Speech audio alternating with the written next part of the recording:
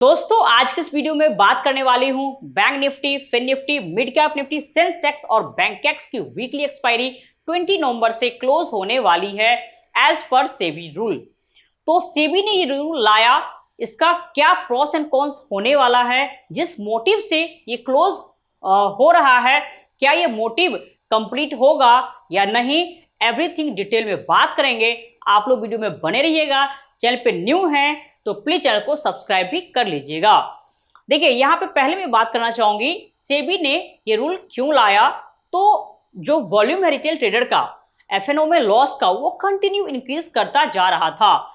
इस बार की बात करेंगे, इस ईयर की बात करेंगे तो ये जो डेटा है ये आया 91.1%। ओके, काफी खराब डेटा है, जिसकी वजह से सेबी ने ये हार्ड स्टेप लिया है। ठीक है, बट इसका आगे क्या इंपैक्ट पड़ने वाला है इसके बारे में डिटेल में बात करेंगे। ओके, अब चलते हैं थोड़ा सा हिस्ट्री की ओर। देखिए पहले क्या होता था, केवल और केवल निफ्टी और बैंक निफ्टी में ही ट्रेड होता था। ठीक है, दोनों में पहले मंथली एक्सपायरी हुआ करता था, बाद में दोनों का वीकली एक्सपायरी लॉन्च किया गया स्लोली। ओके, सारा जो कहानी चेंज हुआ वो आफ्टर कोविड के बाद क्या हुआ, लोग घर में बैठना स्टार्ट किए, लॉकडाउन था, जिसकी वजह से लोगों ने स्टॉक मार्केट की ओर क्या क्या रुख किया और यहाँ पे डीमेट अकाउंट ओपन करवाया और ट्रेड करना स्टार्ट कर दिया। ठीक है, इसका भरपूर फायदा उठाया एनएससी और बीएसई ने। बीएसई और एनएससी ने क्या किया, इंडेक्स लॉन्च कर दिया एफएनओ ट्रेडिंग के लिए और इनका लॉट साइज भी कम कर दिया। ठीक है, बात करेंगे तो फिन निफ्टी की बात करें यहाँ पे तो देखिए बैंक निफ्टी तो पहले से था। ठीक है, फिन निफ्टी कब आया, फिन निफ्टी आपको आया है 2021 में, 2021 में। मिड कैप निफ्टी की बात करें तो ये कब आया है, ये आया आपका 2023 में। वहीं पे सेंसेक्स की बात करेंगे और बैंकेक्स की बात करेंगे तो ये दोनों भी कब आया है, ये दोनों भी 2023 में। अब यहाँ पे देखिए बहुत पुराना नहीं है। ठीक है, बहुत पुराना नहीं है। ये लोग सोचे यहाँ पे रिटेल ट्रेडर आ रहे हैं, अच्छा वॉल्यूम मिलेगा, अच्छा पैसा इनकी कमाई होगी और ये लॉन्च कर दिए। ठीक है, अब देखिए लॉन्च करने से क्या हुआ, इनका जो वीकली एक्सपायरी आ गया ना, तो सबसे ज्यादा बैड इंपैक्ट इसका पड़ा। ठीक है, रिटेल ट्रेडर को क्या हुआ कि एवरी डे उनको एक्सपायरी मिल गया, उनको ऐसा लगने लगा कि इस मार्केट में डेली पैसे बनते हैं, डेली 10 का 20 हो सकता है। ठीक है, दूसरी बात समझिएगा, एक्सपायरी के दिन क्या होता है ना, जो ऑप्शन का जो प्रीमियम होता है वो बहुत कम होता है अदर डे के कंपैरिजन।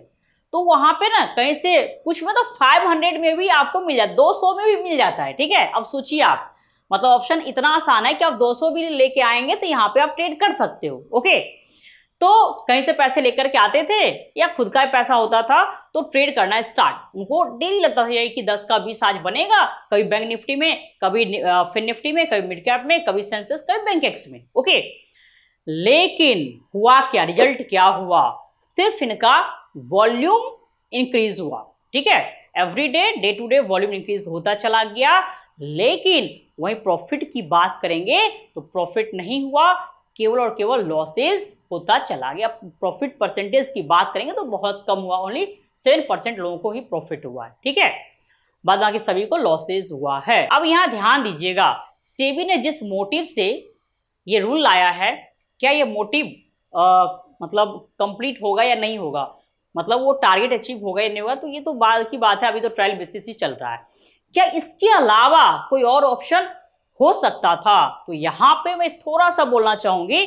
देखिए ऑप्शन तो दूसरा भी हो सकता था, क्या समझिएगा। देखिए सबसे पहले स्टॉक मार्केट इतना भी बुरा नहीं है, पहली बात आप समझ लेना। ठीक है, इतना खराब नहीं है, यहाँ पे पैसे बन सकते हैं, चाहे वो ऑप्शन हो या फिर फ्यूचर हो या कैश हो, हर सेगमेंट में पैसे बनते हैं यदि आपको प्रॉपर नॉलेज होगा, उसके बाद आपको डायरेक्शन पता होगा मार्केट किधर जाने वाला है, तो आप पैसे कमा सकते हैं। ठीक है, तो इसके लिए सेबी को क्या करना चाहिए अकॉर्डिंग टू मी। देखिए जब भी आप अपना डीमेट अकाउंट ओपन करवाते हैं ना, तो इसमें क्या होता है, इसमें डिफरेंट सेगमेंट होता है, जैसे इक्विटी हो गया, एफएनओ हो गया, ठीक है, करेंसी कमोडिटी, बहुत कुछ होता है।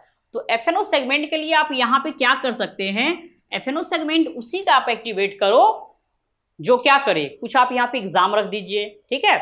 यदि ये एग्जाम आप पास करते हैं, आप पैसे मत लीजिए, बर्डन मत डालिए, लेकिन एक एग्जाम रख दीजिए, यदि ये एग्जाम क्वालिफाई करते हैं, पास करते हैं, तो ही आपका एफएनओ सेगमेंट एक्टिव हो जाएगा, तभी होगा, ठीक है। अदरवाइज आपका नहीं होगा, आप इक्विटी में ट्रेड करो, ओके। इससे पता है क्या होगा, इससे एक नॉलेज आएगा। अभी जो लोग आते हैं, जो ऑप्शन के अंदर ट्रेड करते हैं, उन्हें कुछ भी पता नहीं होता है, उन्हें बस इतना पता है इस मार्केट में दो चीज है, एक होता है कॉल, दूसरा होता है पुट, ठीक है। मार्केट ऊपर जा रहा है कॉल बाय कर लो, मार्केट नीचे जा रहा है पुट बाय कर लो, इसके अलावा उन्हें कुछ भी पता नहीं होता है। एक बेसिक बात भी नहीं पता होता कि कौन सा स्ट्राइक हमें चूज करना है, एटीएम, ओटीएम, आईटीएम कौन सा ले। मेरे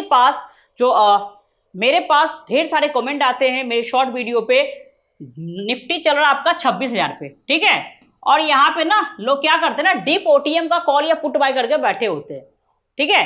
मार्केट मान लो उनका डायरेक्शन क्या है, मार्केट ऊपर जाएगा, ठीक है, उनको लगता है कि मार्केट यहाँ से जाएगा 26,500 ऐसा, ठीक है। तो क्या करते हैं ना, बिल्कुल डीप और यहाँ का क्या करेंगे, कॉल ऑप्शन बाय कर लेते हैं।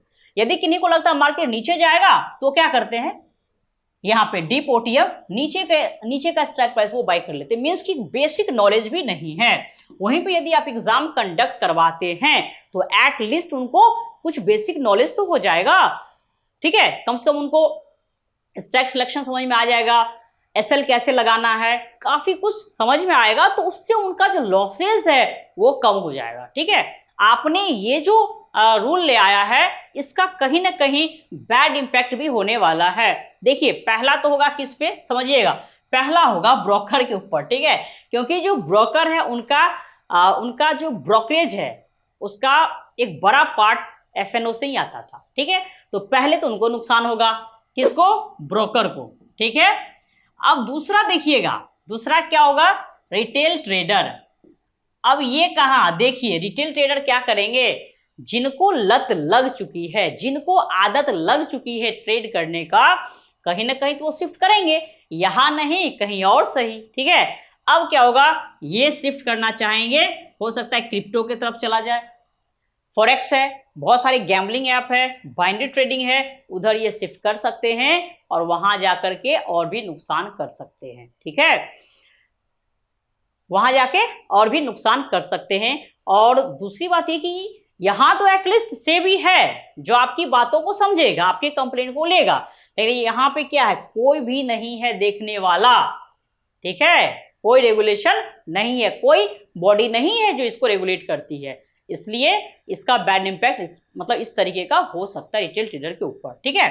तो यहाँ पे मैं बोलना चाहूंगी, सेबी से एक रिक्वेस्ट करना चाहूंगी, ठीक है, और आप लोग भी यदि इस बात से एग्री हैं तो कमेंट बॉक्स में कमेंट कर सकते हैं कि आप इसको देखिए, यदि ये आपका सही चल रहा है, ठीक है, सही चल रहा है, मतलब ये ट्रायल बेसिस यदि सही चले, मतलब इसका कुछ पॉजिटिव इम्पैक्ट पड़े, तब तो ठीक है, अदरवाइज आप ये भी इम्प्लीमेंट कर सकते हैं।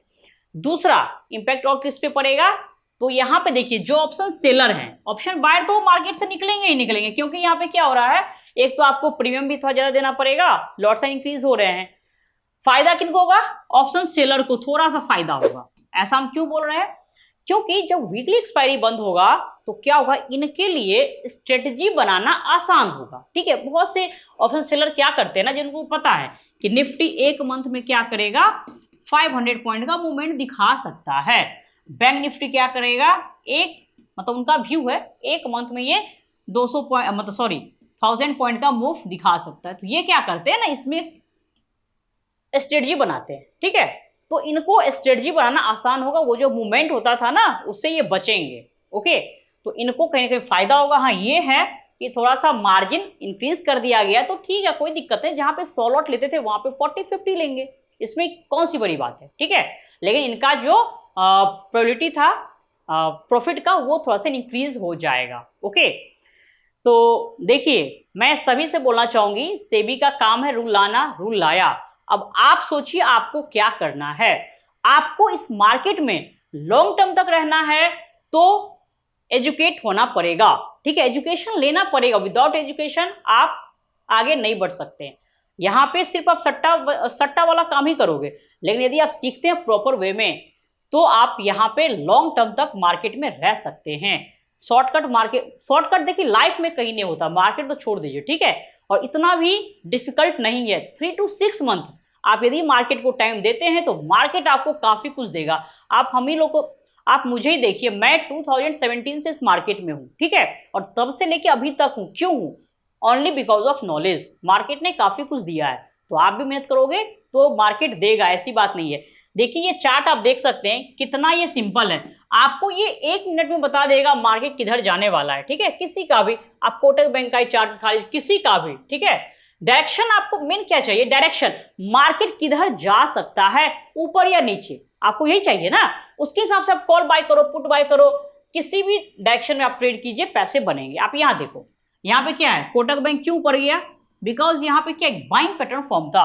तो आपको बस पता होना चाहिए ये क्या होता है, ठीक है। जैसे फॉर्म होगा बाय करो ना, दैट्स ऑल। अब आप अंधेरे में ट्रेड तो नहीं बनाएंगे ना कि चलो ठीक है ऐसे अपने मन से पुट बाय कर लेते हैं, अपने मन से कॉल बाय कर लेते हैं, नहीं।